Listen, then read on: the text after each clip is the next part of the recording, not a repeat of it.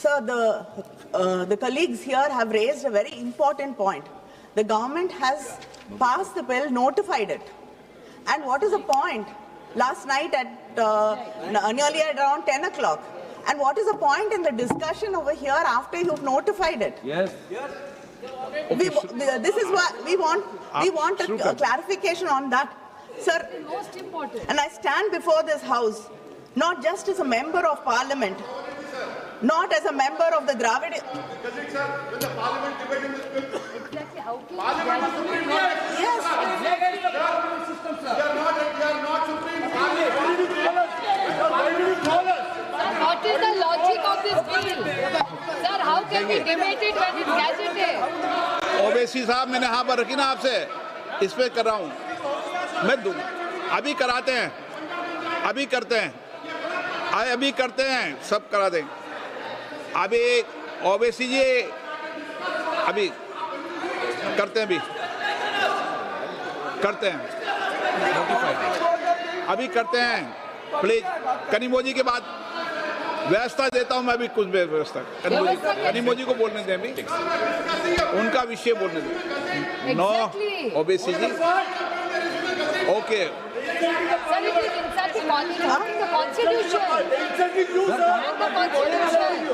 कनिमोजी को बोलने दें। गौरव जी अभी करते हैं, अभी करते हैं, अभी।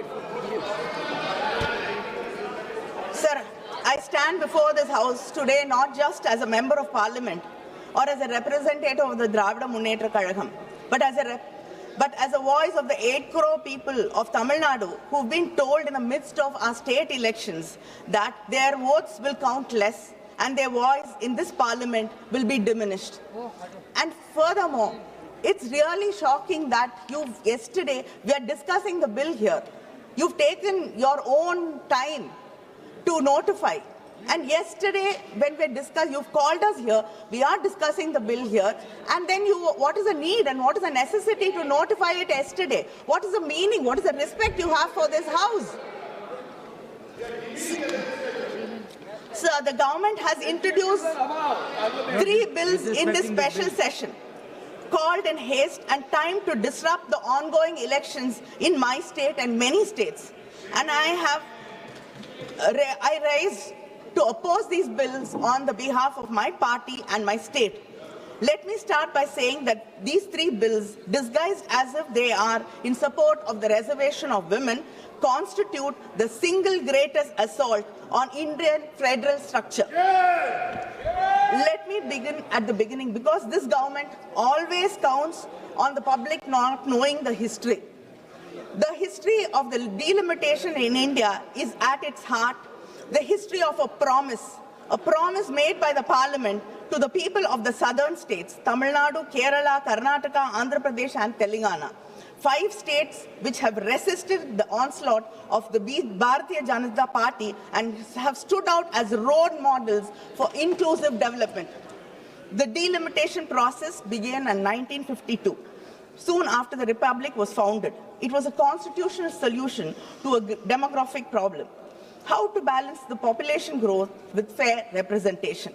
All of us abided by the constitutional suggestions in Article 82 and 170.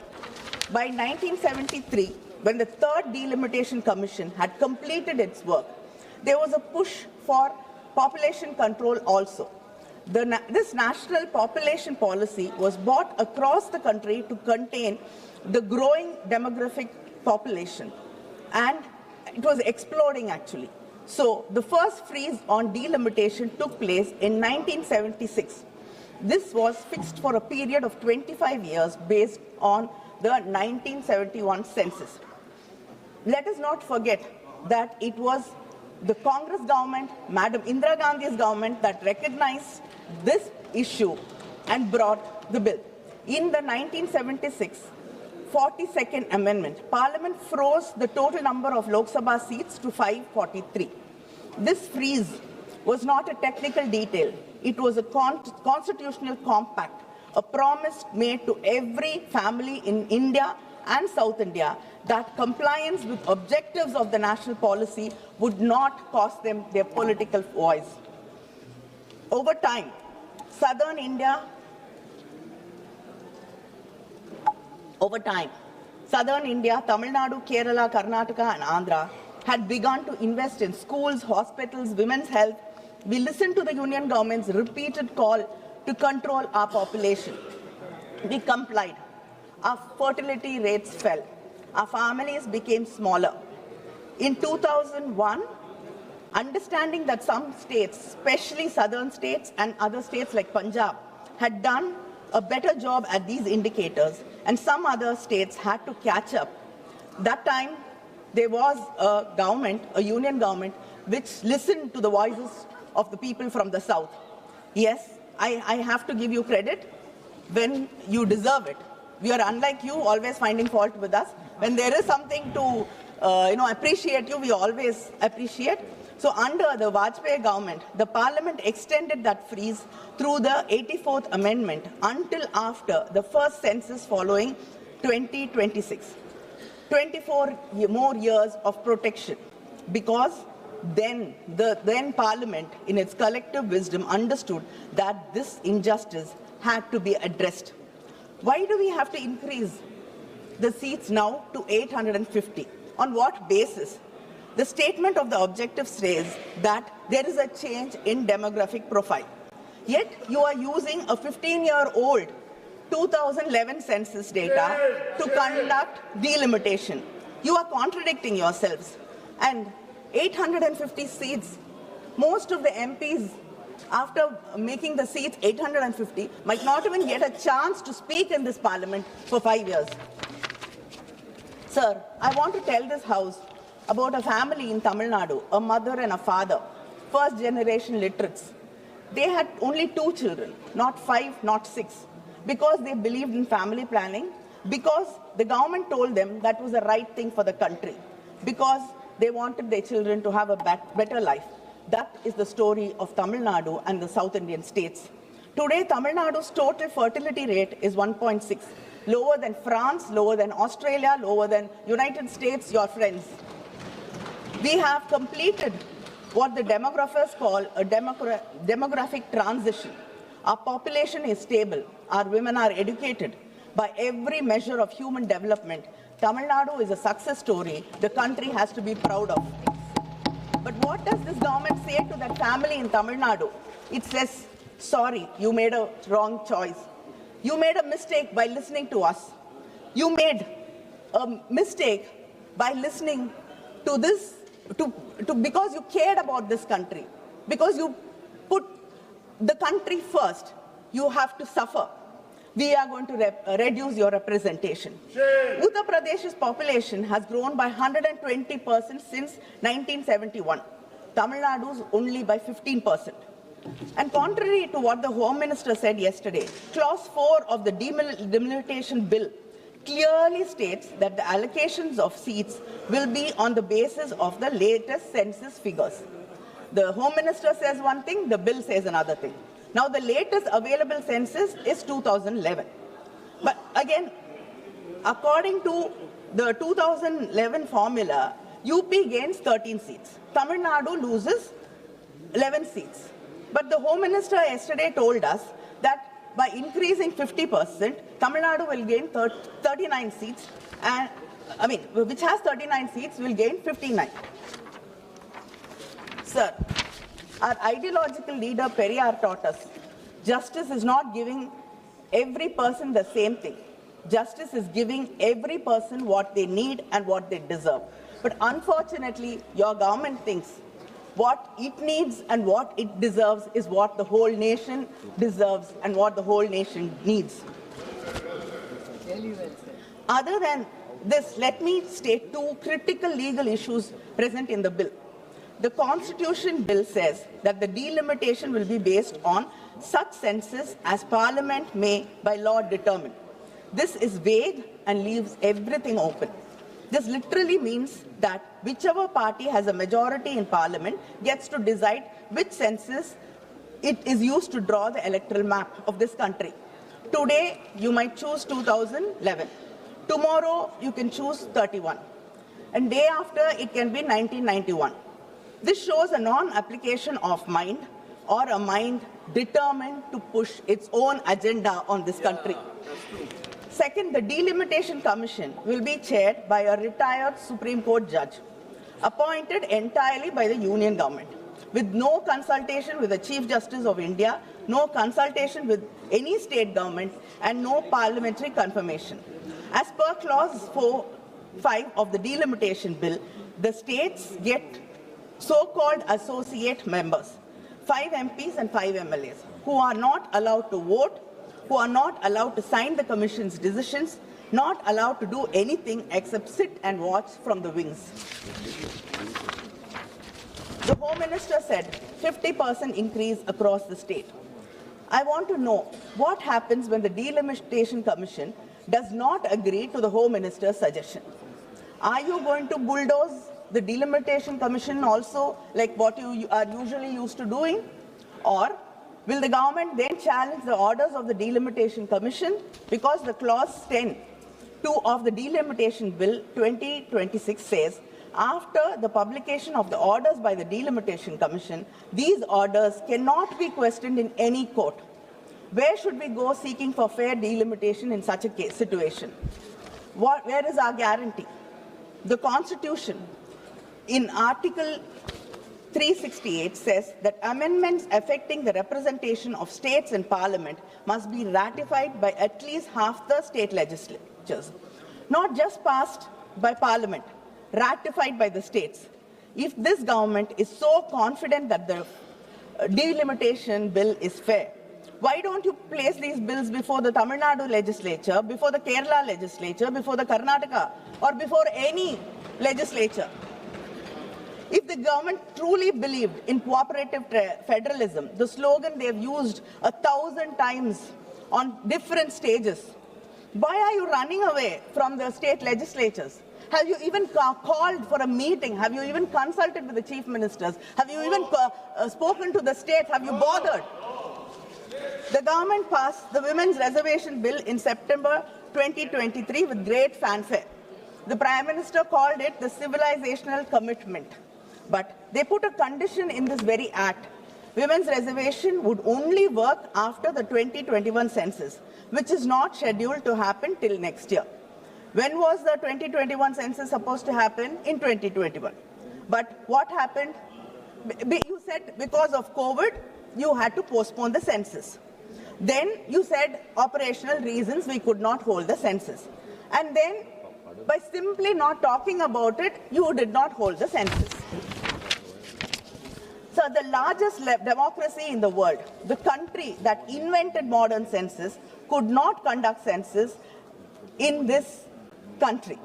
And now that it is politically convenient, they want to use 2011 census to redraw the map of the Indian democracy.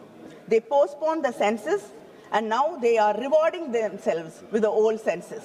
Sir, I really admire. You're the only government which can turn its failure into a political advantage.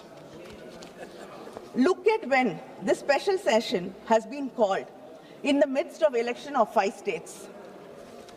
And to speak about timing, because timing is everything in politics. And the timing of this bill are so nakedly, breathtakingly political, I'm almost impressed by the audacity of it. The entire opposition asked you to hold this session after the elections. You ignored it. And yesterday you told us that giving women their rights, bringing these bills are of utmost urgency. You cannot even wait for 2 weeks. But you came to government in 2014. The entire opposition has been requesting you to bring the Women's Reservation Bill. All the leaders in the opposition have written to you. Our leader, our Chief Minister, MK Stalin, has written to the Prime Minister saying that the bill should be passed. The DMK women's wing had a rally in Delhi asking for the bill to be passed. We've raised this issue thousands of times in Parliament. And for more than a decade, you did not see or understand the urgency. But today, you can't even wait for 2 weeks. And you want to believe us that you care about women's rights. Sir, this is not constitutional reform you're talking about. This is an electoral rescue strategy in these states because you are not going to do well in most of the states. The Constitution 106th Amendment Act of 2023, the Women's Reservation Act, was welcomed by most of the opposition parties here, and the DMK welcomed it. But we said it then, and we are saying it also now. Tying Women's Reservation Bill to delimitation is a trap. It was designed so that you could never have one without the other, so that the BJP can say, if you oppose delimitation, then you're opposing women's rights. If you oppose the destruction of Tamil Nadu's representation, you are against women. The BJP is using women of India as a human shield for its electoral ambitions. The women of Tamil Nadu, who have the highest literacy rate in India, who have the highest female workforce participation in the country, who have fought and won in panchayats, corporation councils and state assemblies, those women will not allow their cause to be hijacked. They deserve, and the women of this country deserve reservation today in the existing 543 seats without waiting for anything else. And I ask the Honorable Home Minister, why can you not simply amend Article 334A to remove the delimitation precondition? Why can you not give women 1/3 reservation in the existing constituencies through rotation starting from 2029 election without delimitation? If you really care about women's representation, the path is clear and simple. Why do you refuse to take it? Sir, the women of this country have been starved of political power for decades, for centuries. There's a loaf of bread in front of us. We are saying we are starving. Share it with us. But the government is saying, no, you cannot disturb this loaf. We cannot touch it. Wait, we will bake a huge cake and then we'll bring it and then give you a small portion of that. Yes. How does it make any sense? And is this your civilizational commitment? The women of this country have been working hard all their lives. They protected their families, they protected this country, they've sacrificed for the nation. And yet, all their hard work goes unrecognized and not respected because you want to tie it with delimitation. Sir, my friends across the aisle will accuse me of creating fear. But the real dangers of this bill are that our Constitution and Article 368 requires 2/3 majority in Parliament to amend it. 2/3. That's not a small number. It was designed to ensure that no single region, no single language group, no single community could change the fundamental rules of India without broad consent from across this great nation. But what happens after this delimitation? Right now, in this House, we have 543 MPs. 2/3 majority is 362. Let us say the seats are increased to a maximum of 850 MPs as per the Home Minister's assurance, 50% increase across the states. Then the total number of seats would be around 816. Uttar Pradesh, Bihar, Madhya Pradesh, Rajasthan, Haryana, Uttarakhand, Chhattisgarh, Jharkhand, these states together will hold somewhere between 400 to 420 seats in an expanded 816-seat Lok Sabha. 2/3 threshold in an 816-seat House is 544 seats. Add the smaller BJP-aligned states like Gujarat, Himachal or whatever, and the arithmetic becomes terrifyingly clear. The heartland can approach a constitutional amendment majority without a single vote from Tamil Nadu, Kerala, Karnataka, Punjab, Andhra, Telangana, West Bengal or the Northeast. So this is your plan. The collective bargaining power of the southern states will be effectively reduced. Their voices are not even required for fundamental changes in the Constitution. This will create an environment where the policies of the union government will be pushed down on the people who believe that this nation should remain a secular democracy. This bill looks like a prelude and a facilitator for your future agendas. And moreover, the southern states will stand to lose out on the president's election as well. Article 55 governs presidential election vote values. Changing population definition here will alter the vote value of each MLA and MP in presidential elections, giving more electoral weight to MLAs from states that gain seats through delimitation. Directly affects the federal balance in the presidential polls. This bill, sir, is ambiguous in the least, misleading, and it has no clarity or purpose. Let us see an illustration of through the Tamil Nadu share of seats in Lok Sabha. At present, we have 39 seats. As per these bills, which say 2011 census will be followed, it will become 32 seats, given there is no change to the 543 seats. If the maximum seats are increased to 850, as the Home Minister told us yesterday, Tamil Nadu will gain 48 seats.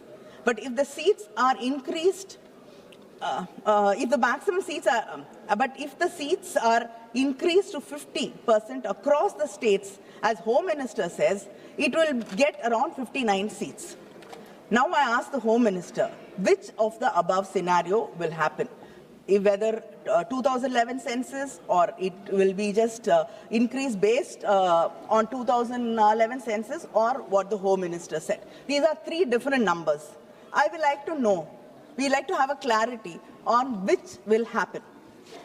We want, and sir, we have seen in this house, in many debates, many promises have been made, many assurances have been given. And all that has melted into the polluted air of Delhi. Nothing has seen the light of the day. Sir, we request you to bring it into and make it a part of the bill, whatever assurance it is. And data says that this government, nearly 80 to 90% of the assurances given by this government in the floor of the House are never seen through. Tamil Nadu Chief Minister M.K. Stalin has built a joint action committee of democratic parties and state governments to fight this delimitation. We have held all-party meetings in Chennai. We've passed resolutions. We have written to the Prime Minister. We have demanded that Parliament not rush these bills through in a special session called without adequate notice, without standing committee examination, without even the courtesy of consulting the states whose future is being decided. The Prime Minister has not met us. The government has not convened a meeting in the National Development Council. The Interstate Council, which exists exactly for this reason, has not been convened. Instead, they called a special session of Parliament and scheduled these bills for passage in a matter of few days. Sir, this is not cooperative federalism. This is just calculative politics. In S.R. Bommai and versus Union of India 1994, the Supreme Court has stated that states have an independent constitutional existence, and they have as important role to play in the political, social, educational, and cultural life of the people of the Union. They are neither satellites nor agents of the center. In the Rameshwar Prasad versus Union of India 2006, the Supreme Court held that the basic principles of federalism is that the legislative executive authority is partitioned between the center and the states, not by any law to be made by the center, but by the Constitution itself. That is what the Constitution does. The states under our Constitution are in no way dependent upon the center for their legislative or executive authority. The center and the states are co-equal in this matter. Unfortunately, this government does not recognize the rights of the states. It simply thinks we are here to serve the masters in Delhi according to their diktat.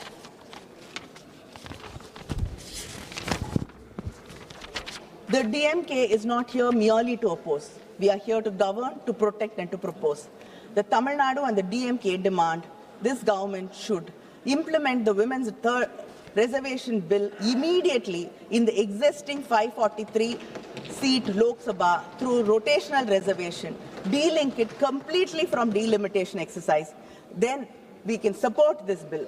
The women of India should not be made to wait for a delimitation exercise that serves the BJP's political interests.